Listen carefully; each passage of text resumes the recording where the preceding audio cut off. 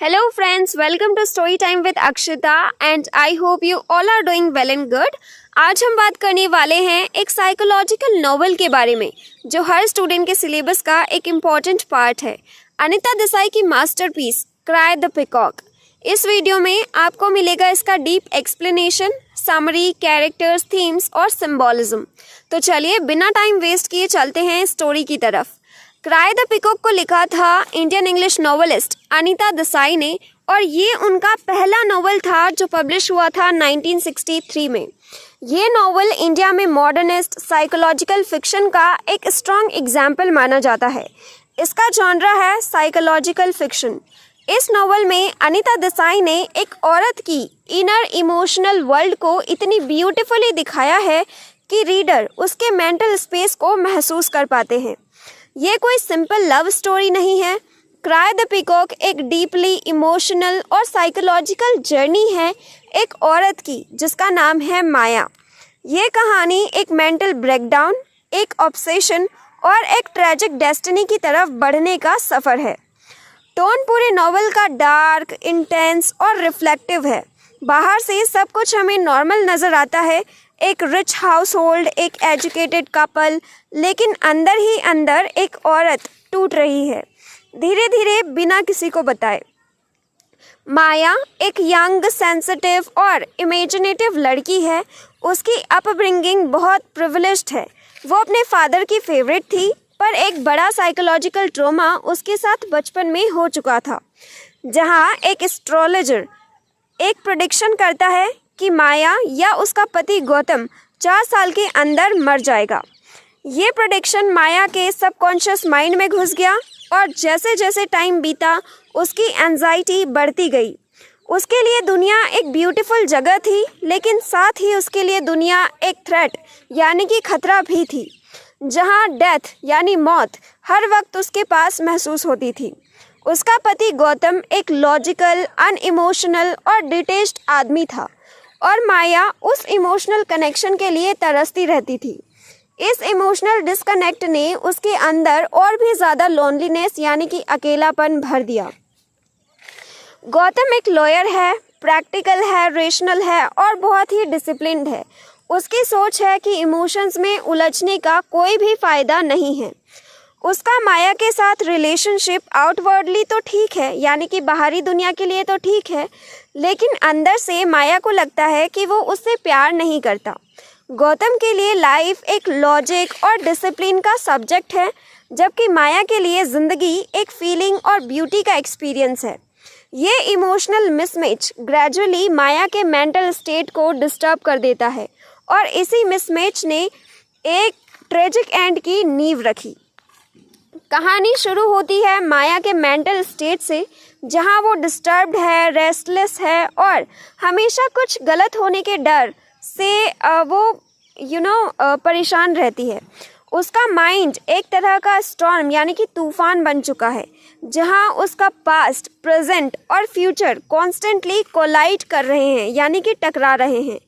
Flashbacks के through हमें पता चलता है कि बचपन में एक एस्ट्रोलॉजर यानी कि जो भविष्य बताने वाले होते हैं, उन्होंने कहा था 4 years after your marriage either you or your husband will die, यानी कि 4 साल के बाद, तुम्हारी शादी के 4 साल के बाद या तो तुम या तुम्हारा पति मर जाएगा।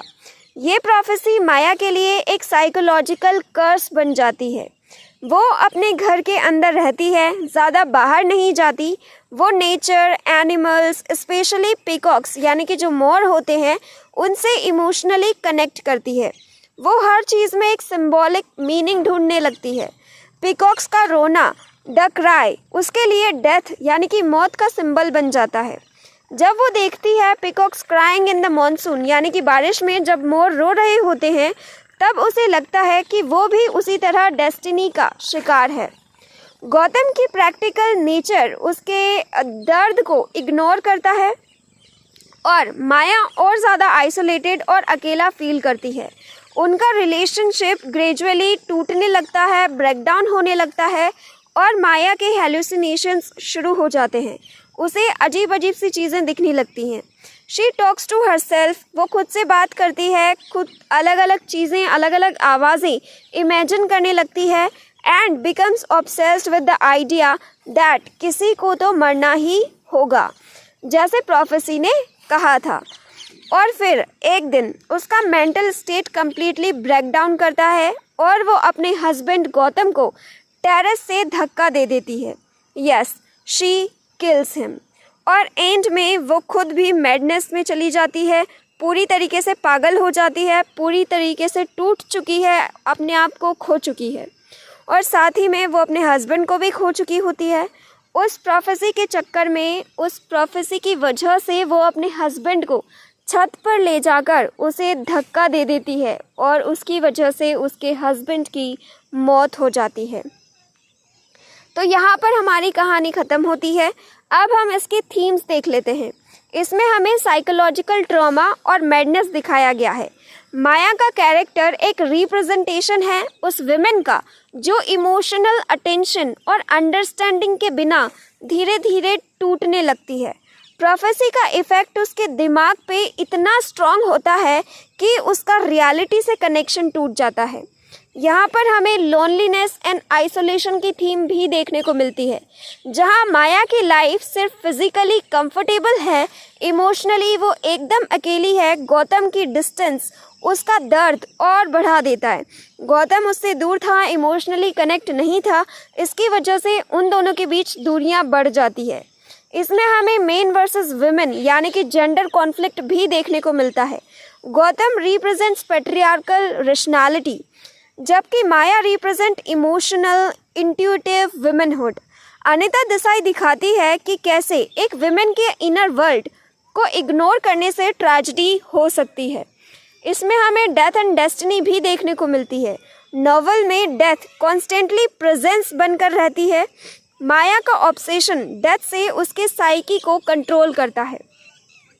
नेचर एंड सिंबॉलिज्म भी हमें देखने को मिलता है। पीकॉक का सिंबॉलिज्म बहुत इम्पॉर्टेंट है इस नॉवल में। उसका रोना, उसका डांस सब माया के स्टेट ऑफ माइंड को मिरर करता है, यानी कि उसके दिमाग में जो चल रहा होता है वो रिप्रेजेंट करता है। अनिता देसाई का writing style highly lyrical, poetic और इंट्रोस्पेक्टिव है।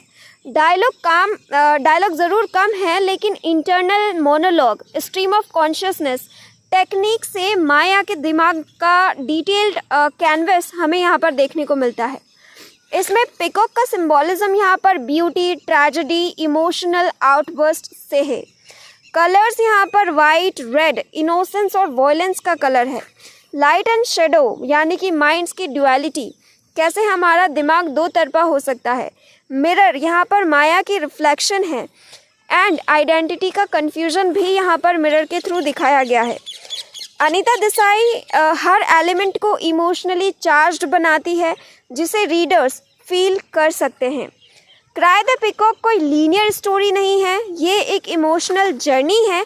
एक औरत जो इमोशनली अनहर्ड है, जिसको इमोशनल अटेंशन नहीं मिल रही है, ग्रेजुअली मेंटली वो बीमार होती जाती है और सोसाइटी के प्रेशर और नेग्लेक्ट से ट्रेजेडी तक पहुंचती है। अनिता देसाई ने एक इंडियन वुमेन साइकी को इस नॉवल में इतने गहरे और ओरिजिनल तरीके से एक्सप्लोर किया है जो इंडियन इंग्लिश लिटरेचर में एक लैंडमार्क बन गया है।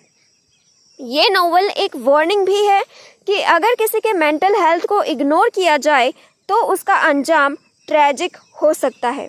सो फ्रेंड्स, ये था deep explanation of cry the peacock by Anita Desai. एक नॉवल जो सिर्फ कहानी नहीं बताता बल्कि इमोशनल और साइकी की गहराइयों में ले जाता है।